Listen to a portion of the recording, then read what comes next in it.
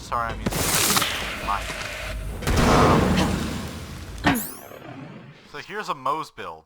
Now, you see, and everybody makes these build videos, they're bragging about their S-tier loot that, let's be entirely honest, if you had any build at all, you could instantly kill anything.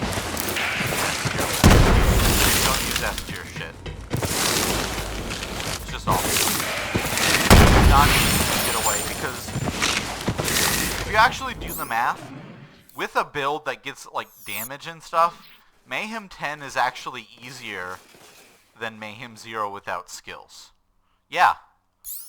So instead of being all really hard and stuff like people think it is, it's really a joke. Yeah. Mayhem 11, but it's the same as 10. Oh no. 100 times stats. Except it's already reduced to 40 times stats because each of the weapons get plus 250 or times 2.5 damage because of their Mayhem 10 items. So the Mayhem 10 is kind of a misleading thing. And then anoints do the rest. The combination of the pearl, yes, this is a modded pearl, I just like to get around faster, and a consecutive hits anoint already puts you at 770% multiplicative damage of what you do. So basically you just need to get to like 500% damage and then you're good. But you can get way more with Moze, or any character for that matter, it's just different in how you do it. Now Moze did get a new skill tree, which is really cool. A lot of people were saying that she got a terrible skill tree, but honestly, it's really good. The lower tier stuff anyway. You see, for this, you always have to run this, pretty much this build. Fire in the Skagden is basically money shot. Yeah, no joke. It literally is tier 1 money shot, but for splash. That applies to every shot.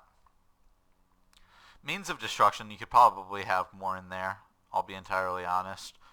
More splash damage, which adds on and like has an interesting relationship with base damage because it's on top of it. This actually boosts fire in the Skagden, so you want this because, you know, more money shot damage. Auto bear is just nice, doesn't matter. Pull the holy pin. It's so you get crits to proc redistribution from your grenade. Vampire and why can't I carry all these grenades is fucking useless. Go into this instead. I don't know why I did that.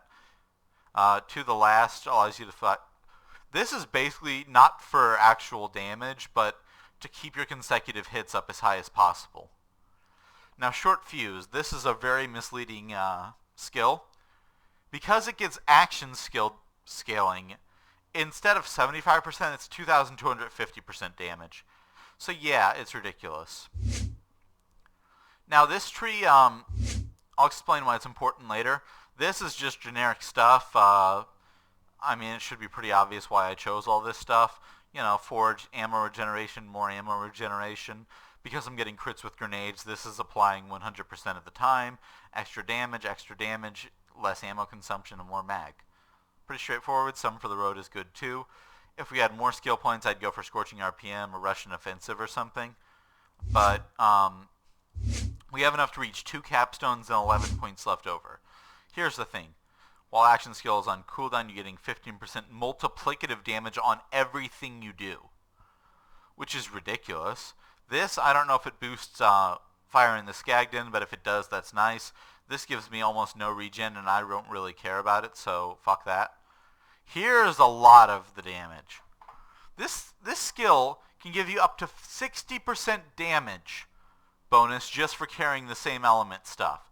And because Moze is already getting fire damage, you're really just getting 2 elements. Also, because it's bugged as fuck, Maliwan weapons, such as this one here, even though they have 2 types, look at this. See? 5 stacks of Harmonious Havoc. Hey! Switch to Cryo. Oh, what? It's still 5 stacks even though nothing else is Cryo. That's weird. So that's broken and I hope it gets fixed, but for now, you know, 60% damage on any element you want as long as the other weapons are that element with Maliwan. Also, it's a really crazy skill for a tier 2 skill. And this boosts your fire rate. It's basically Elemental Elation from Borderlands 2, but for 1 skill point. Yeah, that's pretty OP. Now this setup is if you want infinite ammo and, you know, all the damage. You can run a different build, and this skill tree here is actually a really good skill tree if you're going to run Desperate Measures and then Thin Red Line as a combination. If you use a Bloodletter with +2 Thin Red Line, you're already down to 0 health, or 1 health I guess, so you get the full Desperate Measures bonus with literally any shield, and you don't need a Deathless Artifact unlike everybody thinks you do. This skill is good. A lot of skills in here are good. The problem is I have 11 points left over. If I had 17 points, this is the skill tree I would use. But I don't have 17 points. I have 11 points. So I'd get this, 15% damage, and then the Desperate Measures bonus, which is very conditional and a kill skill. And then maybe 1 point here. I don't know. This is a better option for the 11 points that we're given. Like, objectively. Now, everybody acts like you need to use S-tier weapons. Look, I'm doing a playthrough where I only use, like, purple and blue and shit.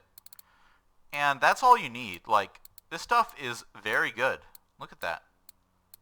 Doesn't seem like a lot of damage, but you actually don't need much damage. Like, I could go and grab some shitty purple Maliwan SMG. Look at this. Base 6,000 damage only, and I can still mob and instantly destroy everything with it.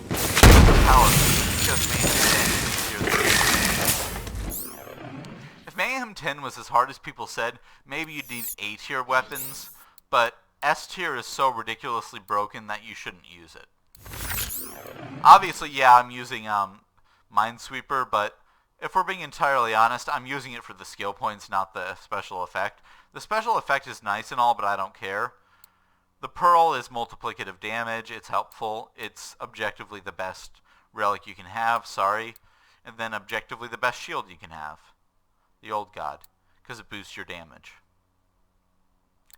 Now, if you saw, I was using the Cloning Maddening Tracker to proc consecutive hits, and the Pearl, that's pretty obvious, and then on Grenade Throw I'm getting that bonus always.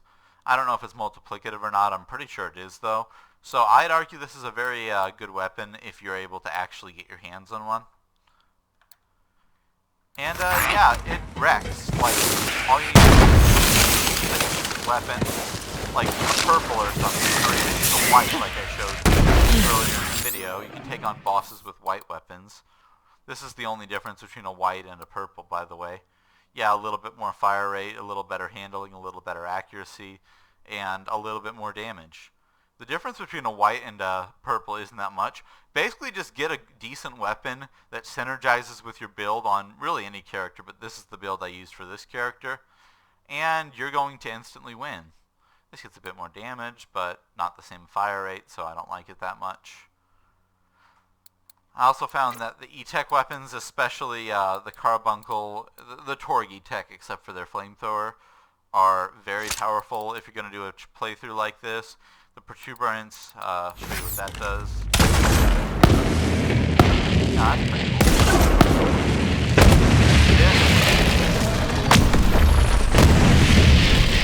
cool. This is 9 ammo per shot, but because of the ammo here, you end up, let's show you this. Whenever it costs more ammo than you have left, it takes from your reserves.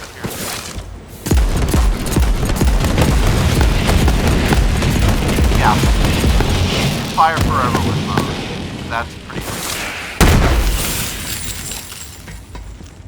So yeah, this is the build, and it's the best build you can get if you want infinite ammo, as well as DPS.